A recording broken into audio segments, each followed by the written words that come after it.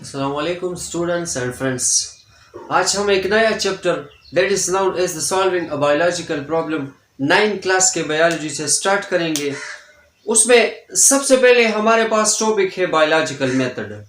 لیکن اس ٹاپک سے پہلے اگر آپ اسی چیپٹر کے نیم پہ تھوڑا فوکس دیں، یعنی اس چیپٹر کا جو نام ہے سالونگ اے بایولوجیکل پرابلم، تو اگر آپ کا کنسپٹ اسی سینٹینس پہ کلیئر ہو جائے تو آپ سارے چیپٹر کو آسانی سے کور کر سکتے ہیں. تو سب سے پہلے میں آپ کو اسی سینٹینس کے بارے میں بتاتا ہوں. اس چیپٹر کا جو نام ہے کہ اس کا مطلب کیا ہے، سالونگ اے بایولوجیکل پرابلم. اس نام پہ اگر آپ تھوڑا فوکس دیں تو آپ آسانی سے ہی اس کا ڈیفینیشن گین کر سکتے ہیں. اس کا مطلب یہ ہے کہ اگر ایک آرگینزم ہے، وہ ایک پرابلم سے گزر رہا ہے، اس پرابلم کو آپ نے کس طرح سالو کرنا ہے، اس کا کس طرح حل نکالنا ہے.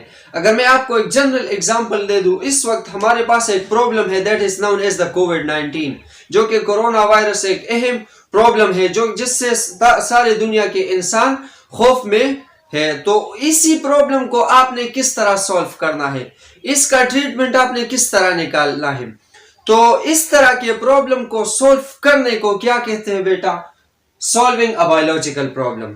یعنی اس کا مطلب یہ ہے mean that how to solve the problem of N organism, کہ آپ نے ایک آرگینزم کے پرابلم کو کس طرح سالو کرنا ہے، ایک پلانٹ کے پرابلم کو کس طرح سالو کرنا ہے. پلانٹ کے پرابلم کا مطلب یہ ہے کہ لیٹ سپوز اگر کچھ ڈیزیزز ہے جو کہ پلانٹس میں بہت زیادہ کامن ہوتے ہیں، تو آپ نے اس کا ٹریٹمنٹ کس طرح نکالنا ہے، اس کو سالو کس طرح کرنا ہے.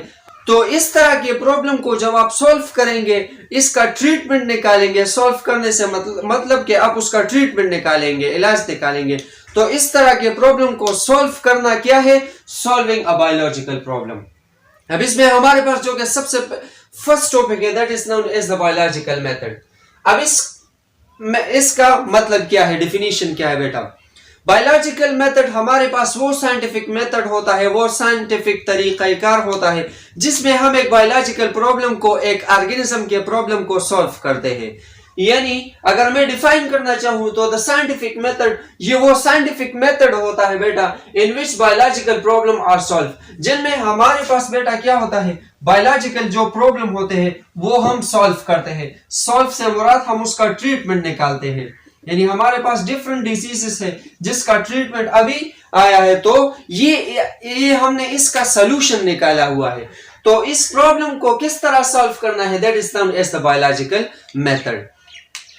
اب اس میں ہمارے پاس کچھ سٹیپس ہے، آپ اس طرح ڈائریکٹ سالو نہیں کر سکتے. آپ نے اسی پرابلم پہ 6-7 سٹیپس اپلائی کرنے ہوں گے، اس کے بعد آپ کو ریزلٹ ملے گا. اس میں ہم آپ کے بک میں 7 ریزلٹ دیے گئے ہیں، ہمارے پاس 7 ریزلٹ ہے.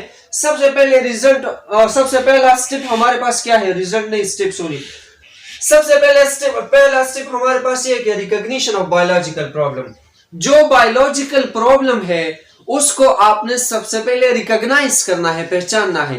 اگر میں اس وقت لیٹ سپوز، یا کوئی اور سائنٹسٹ لیٹ سپوز، میں تو نہیں، اگر کوئی سائنٹسٹ اس وقت کووڈ-19 پر اس پرابلم کو سالو کر رہا ہے تو اس کے لیے سب سے امپورٹنٹ چیز کیا ہے کہ انہوں نے کیا کرنا ہے، سب سے پہلے اس کو ریکگنائز کرنا ہے، اس کو پہچاننا ہے. تو ہمارے پاس سب سے پہلا سٹیپ کیا ہے کہ ریکگنیشن آف بایولوجیکل پرابلم، کہ ہم نے جو بایولوجیکل پرابلم ہے بیٹا اس کو ریکگنائز کرنا ہے. ریکگنائز کا مطلب پہچان. ڈیفینیٹلی ہم نے اس پرابلم کو پہچاننا ہے. اگر ہم نہیں پہچانتے تو ہم کس طرح اس کا سلوشن نکالیں گے، از اٹ پاسبل؟ نو. دوسرا سٹیپ ہمارے پاس ہے observation. Recognition of biological problem کے بعد ہمارے پاس دوسرا سٹیپ ہے observation and previous research. Short cut یہاں پر بتا دیتا ہوں، یہاں پر میں آپ کو انشاءاللہ ڈیٹیل سے بتاؤں گا ایک سٹیپ کو. آبزرویشن ہمارے پاس سیکنڈ سٹیپ ہے بایولوجیکل میتھڈ کا. اس میں ہم کیا کرتے ہیں، آبزرویشن کرتے ہیں. کس چیز پہ، بایولوجیکل پرابلم پہ. اور اس میں ہم پریویس ریسرچ بھی اسٹڈی کرتے ہیں. پریویس ریسرچ سے مطلب یہ ہے کہ میں اس وقت جس پرابلم پہ کام کر رہا ہوں، میرے پہلے بھی کچھ سائنٹسٹوں نے اس پرابلم پہ کام کیا ہوگا، تو میں اس کے ریسرچ کو کیا کروں گا، اس کو میں اسٹڈی کروں گا. इसको स्टडी करने से मुझे ये फायदा होगा कि उसका हल में आसानी से निकाल सकूंगा बेटा। तो तीसरा स्टेप हमारे पास है हाइपोथेसिस। हाइपोथेसिस क्या है? ये हमारे पास बेटा इसके बाद जो स्टेप है यहाँ पर मैं इंशाल्लाह एक्सप्लेन करूंगा कि ये टेंटेटिव एक्सप्लेनेशन है। इसके बाद हमारे पास है डिडक्शन, फिफ्थ नंबर पे हमारे पास है एक्सपेरिमेंट, और लास्ट में हमारे पास है कंक्लूजन और हमें कुछ रिजल्ट मिलेगा। यानी हमने इन स्टेप्स को अप्लाई करने के बाद लास्ट में हमें क्या मिलेगा? एक रिजल्ट मिलेगा। अब सबसे पहले स्टेप बाय स्टेप को डिटेल से पढ़ते हैं कि हमारे पास सबसे पहला स्टेप क्या है? Recognition of biological problem. इसका मतलब ये है कि हमने प्रॉब्लम को सबसे पहले पहचानना है। तो in this step you must recognise the biological problem. जो बायोलॉजिकल प्रॉब्लम होता है बेटा, बायोलॉजिकल प्रॉब्लम होता है, उसको हमने सबसे पहले क्या करना है? रिकॉग्नाइज करना है, यानी रिकॉग्नाइज द बायोलॉजिकल प्रॉब्लम। अब इसके बाद हमारे पास सेकंड स्टेप है, that is the observation and the previous research. Observation क्या है बेटा? After recognition of biological problem, यानी बायोलॉजिकल प्रॉब्लम को पहचानने से के बाद क्या करेंगे हम? बायोलॉजिस्ट मेड ऑब्जर्वेशन, ये ऑब्जर्वेशन करता है, ऑब्जर्वेशन बनाता है। And also study some previous research, यही बात मैंने यहाँ पर एक्सप्लेन की कि उसको प्रीवियस रिसर्च को भी स्टडी करना होगा। which can help you in finding the solution। ये प्रीवियस रिसर्च आपको इसी चीज में हेल्प देके कि आप इसको आसानी से इसका सोल्यूशन निकाल सकते हैं बेटा। He also studied some previous observation, और इसी प्रॉब्लम पे जो सबसे पहले किसी और साइंटिस्टों ने ऑब्जर्वेशन की हुई है उसको भी इन्होंने स्टडी करना है। इस प्रीवियस रिसर्च को स्टडी करने से या इस प्रीवियस ऑब्जर्वेशन को स्टडी करने से फायदा ये होगा कि हमें उसका सॉल्यूशन आसानी से मिल जाएगा बेटा। अब बायोलॉजिकल याद रखिए बेटा, ऑब्जर्वेशन में हम 5 सेंसेस यूज करते हैं। डेफिनेटली ये तो बच्चों वाली बात है कि हम ऑब्जर्वेशन 5 सेंसेस से करते हैं। अब 5 सेंसेस हमारे पास क्या है बेटा? एक हमारे पास है विजन, एक हमारे पास है हियरिंग, देखना, सुनना, और भी बिल्कुल इसी तरह स्मेलिंग, टच और टेस्ट। ये 5 सेंस है जो कि हमारे पास क्या होते हैं? ऑब्जर्वेशन में यूज होते हैं। यानी these are the 5 senses which are used in the second step of biological problem, that is known as the observation and the previous research। अब ऑब्जर्वेशन के हमारे पास फिर फर्दर 2 टाइप्स है। एक हमारे पास है क्वांटिटेटिव ऑब्जर्वेशन और दूसरा हमारे पास है क्वालिटेटिव ऑब्जर्वेशन। अब बेटा आपने फिजिक्स में पढ़ा होगा क्वांटिटी और क्वालिटी। क्वांटिटी को हम मेजर कर सकते हैं। मैं आपको जनरल एग्जांपल दे रहा हूं बेटा। अगर मैं आपको चीनी दूं और जाके बताऊं कि जाके इसको एक स्केल पे मेजर करो, तो आपको पता चल जाएगा कि ये चीनी 1 किलो है, 2 किलो है, 5 किलो है या इतना ग्राम है, आपको आसानी से पता चल जाएगा। तो ऑब्जर्वेशन, क्वांटिटेटिव ऑब्जर्वेशन को हम मेजर कर सकते हैं, यानी मेजरेबल है ये, ठीक है ना। अब यहां पर एग्जांपल में आपको क्लियर पता चल जाएगा। ये लेंथ है, मैं अगर किसी चीज का लेंथ फाइंड करना चाहता हूं, इस बोर्ड का अगर मैं लेंथ फाइंड करना चाहता हूं तो मैं आसानी से इसका लेंथ फाइंड कर सकता हूं। जनरल एग्जांपल मैं दे रहा हूं। अब अगर हाइट है तो मैं हाइट को भी फाइंड कर सकता हूं कि ये 4 फुट और इतना इंच है वगैरह वगैरह, इतना फुट है, तो हम हाइट को मेजर कर सकते हैं। इसके अलावा हम एरिया, अब इस बोर्ड ने इतना एरिया ऑक्युपाई किया हुआ है तो मैं इस एरिया को मेजर कर सकता हूं। टेम्परेचर, इसके बाद टेम्परेचर भी हमारे पास मेजरेबल है। अगर आप थर्मामीटर से जो आप डॉक्टर के पास जाते हो, आपको थर्मामीटर देता है, तो इससे आपका टेम्परेचर मेजर हो सकता है, मालूम हो सकता है। और ये नॉन मेजरेबल है, यानी अगर हम देखें कलर, तो कलर को तो हम मेजर नहीं कर सकते, तो ये नॉन मेजरेबल है। इसमें हम क्या करते हैं? Deal with the number. इसमें हम डील विद द नंबर करते हैं, यानी इसमें नंबर आएंगे, नंबर को डेफिनेटली हम फाइंड कर सकते हैं ना। ये इतना नंबर है, ये इसके पास इतने पैसे है, इतने पैसे है, फ्लास स्टूडेंट ने इतने नंबर लिए, बोर्ड में इतने नंबर लिए, तो नंबर को हम फाइंड कर सकते हैं। और इसमें हम जस्ट सिर्फ डिस्क्रिप्शन देते हैं, बयान देते हैं, इसको हम फाइंड नहीं कर सकते, यानी दे नॉन फाइंडिंग, ठीक है ना। ये हमारे पास मोर एक्यूरेट होता है, ये ज्यादा रिजल्ट हमें बेहतर ये देगा। यानी अगर एक चीज को मैं सही तरह उसको फाइंड करना चाहूँ तो डेफिनेटली वो मुझे अच्छा रिजल्ट देगा ना। और ये लेस एक्यूरेट है। इसके एग्जांपल हमारे पास है कलर स्मेल टेस्ट। अब इसके बाद हमारे पास थर्ड स्टेप है, that is the hypothesis. Hypothesis क्या है बेटा? ये ऑब्जर्वेशन और प्रीवियस रिसर्च के बाद एक स्टेप है। इसमें हम क्या करते हैं बेटा? Biologist uses observation to find a possible answer of a biological problem। इसमें बायोलॉजिस्ट क्या करता है? ऑब्जर्वेशन के बाद एक स्टेटमेंट बनाता है, और उस स्टेटमेंट का मतलब क्या होगा कि जो बायोलॉजिकल प्रॉब्लम है उसका सोल्यूशन हम निकाले, to solve that problem of an organism. अब हाइपोथेसिस याद रखिए, ये हमारे पास एक टेंटेटिव एक्सप्लेनेशन है। क्या है? टेंटेटिव एक्सप्लेनेशन है। अब इस वर्ड को थोड़ा फोकस दे, इस पे फोकस दे। टेंटेटिव एक्सप्लेनेशन का मतलब ये है बेटा कि इट मे बी ट्रू और इट मे बी फॉल्स। ये सही भी हो सकता है और ये गलत भी हो सकता है। ये सही और गलत इसका पता कब चलेगा हमें? जब हम fifth step that is known as the experiment, जो कि बायोलॉजिकल मेथड का सबसे इंपॉर्टेंट स्टेप है, उसी स्टेप में हमें पता चल जाएगा कि ये हाइपोथेसिस जो कि हमने यहाँ पर बनाया था ये ट्रू है या फॉल्स है। ये मैं वहां पर इंशाल्लाह आपको बताऊंगा।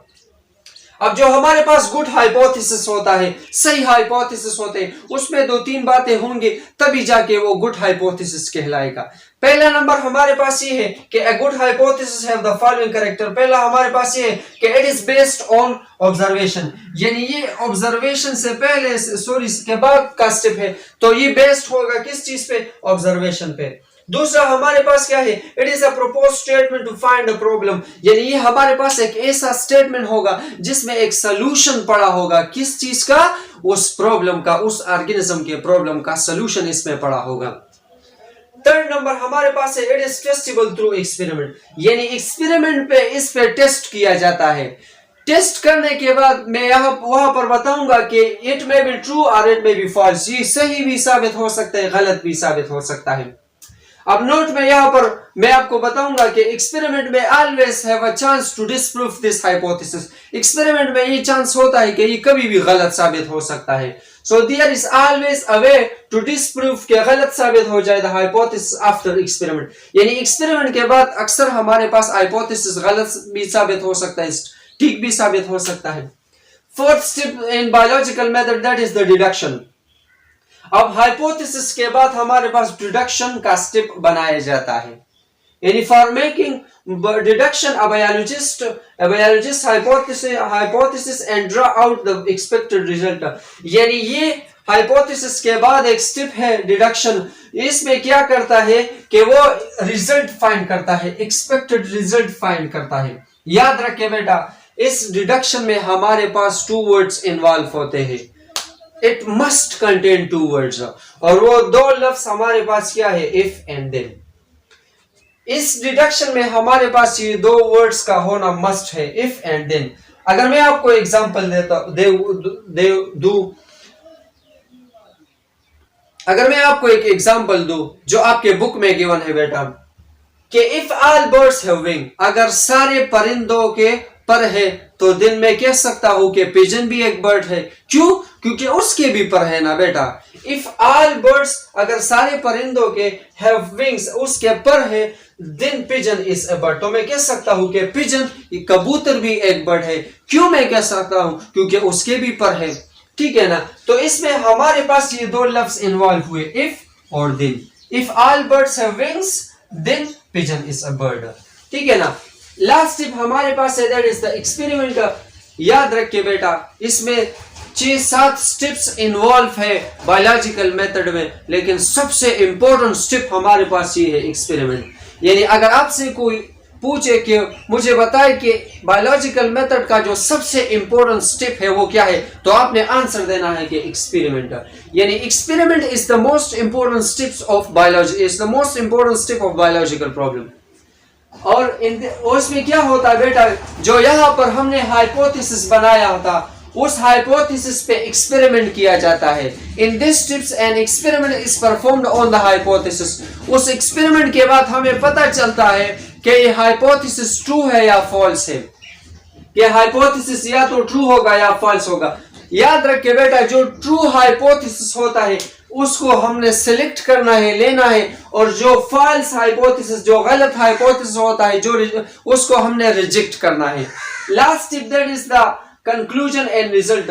اب اس میں ہم نے کیا کرنا ہے, ہم نے جتنا بھی ایکسپیریمنٹ کیا, ہم نے جتنے بھی ڈیڈکشن بنائے, جتنے بھی ہم نے ہائپوتھیسس بنائے, ان سب سے ہم نے ایک ڈیٹا کو کلیکٹ کرنا ہے, انفارمیشن کو کلیکٹ کرنا ہے, اور اسی ڈیٹا کو میں نے ڈیفرنٹ سیمینار میں لوگوں کو دکھانا ہے. یعنی اس سٹیپ میں آپ نے مین فوکس کیا کرنا ہے, جو ریزلٹ آپ کو ملا ہے, اس سٹیپس کو اپلائی کرنے کے بعد جو ریزلٹ آپ کو ملا ہے, اسی ریزلٹ کو آپ نے لوگوں کو دکھانا ہے, چاہے وہ سیمینار میں ہو, چاہے وہ اخبار کے تھرو ہو, چاہے وہ جرنل سے یا ٹی وی کے تھرو ہو, جس طریقے سے بھی ہو, چاہے وہ سوشل میڈیا کے تھرو ہو, چاہے وہ گوگل کے تھرو ہو, آپ نے کسی طریقے سے بھی کیا کرنا ہے, اسی ریزلٹ کو آپ نے شو کرنا ہے. سو biologist collects data from experiment. Experiment سے کیا کرتے ہیں, ڈیٹا کلیکٹ کرتے ہیں. ہی publish his conclusion and research article. Research article میں کیا کرتا ہے بیٹا, وہ اپنے اسی ریزلٹ کو وہ دے دیتا ہے. سائنٹیفک جرنلز میں وہ دے دیتا ہے, ڈفرنٹ بکس میں دے دیتا ہے, اور سیمینار میں کیا کرتا ہے بیٹا, یہ اپنا ریزلٹ لوگوں کے سامنے بتا دیتا ہے کہ میں نے یہ فنکشن کیا, اس چیز پہ یہ فنکشن کیا, مجھے یہ ریزلٹ ملا. So that's all about the today lecture. Okay, if you like our videos, then subscribe our YouTube channel and also share it with your friends. Okay, thanks a lot.